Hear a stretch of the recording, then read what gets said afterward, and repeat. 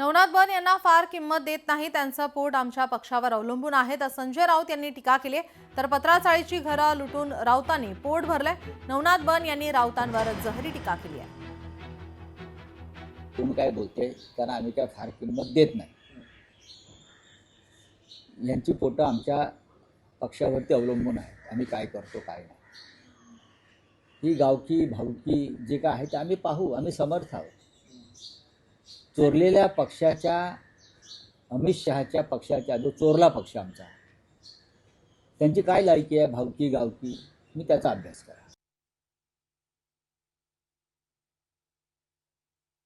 कुणाची पोट कशी भरतात हे सांगण्याच्या भानगडीमध्ये संजय राऊत आपण पडू नका।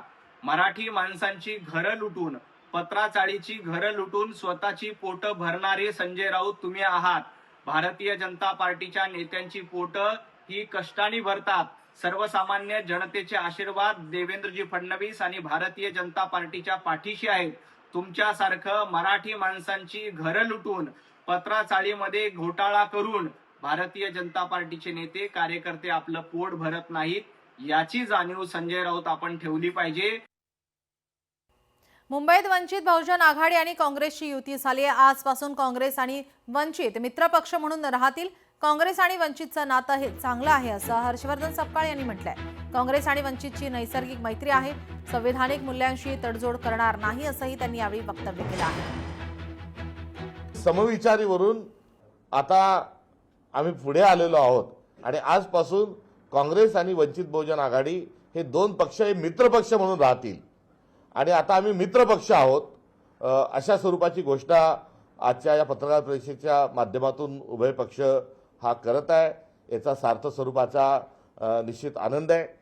ही प्रक्रिया घडून आणण्याकरता बराच काळ हा गेला, मात्र हरकत नाही, आतापासून एक नवीन अध्यायाला सुरुवात आम्ही करत आहोत आणि ही आजची जी आघाडी आहे ही सत्तेसाठी नाही तर ही विचारांची आहे। आज आम्ही इथे अधिकृत जाहीर करतो की वंचित बहुजन आघाडी आणि भारतीय राष्ट्रीय काँग्रेसमध्ये मुंबई महानगरपालिकेच्या निवडणुकीसाठी आमची युती झाली आहे। या युती अंतर्गत वंचित बहुजन आघाडी 62 जागांवर इथे निवडणूक लढणार आहे। या गठबंधनामध्ये वंचित बहुजन आघाडी आणि भारतीय राष्ट्रीय काँग्रेस यांची मुंबई महापालिका निवडणुकीसाठीची युतीची घोषणा काँग्रेसचे प्रदेशाध्यक्ष हर्षवर्धन दादा सपकाळ आणि वंचित बहुजन आघाडीचे प्रदेश उपाध्यक्ष डॉक्टर धैर्यवर्धन पुंडकर यांनी या ठिकाणी केलेली आहे। त्याबद्दल मी त्यांचे आभार व्यक्त करतो आणि दोन्ही पक्षांचे कार्यकर्ते आणि पदाधिकारी यांचं अभिनंदन करतो।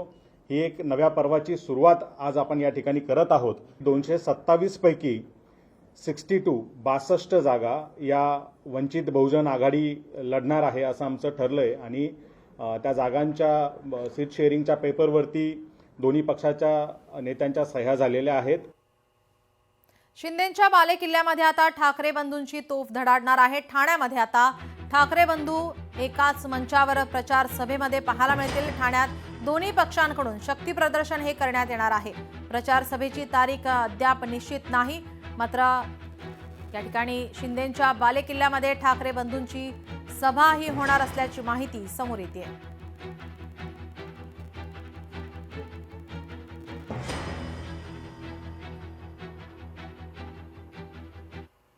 ठाकरे बंधूंच्या युतीत मनसेला मराठी बहुल भागामध्ये एकच जागा, शिवडी, दादर, घाटकोपर, विक्रोळीमध्ये 2 ते 3 जागांची आता मागणी होती। कमी जागा मिळत असल्याने आणखी 18 जागेची मनसेकडून मागणी होती। आज पुन्हा ठाकरे बंधूंच्या नेत्यांमध्ये जागा वाटपावर चर्चेची शक्यता आहे।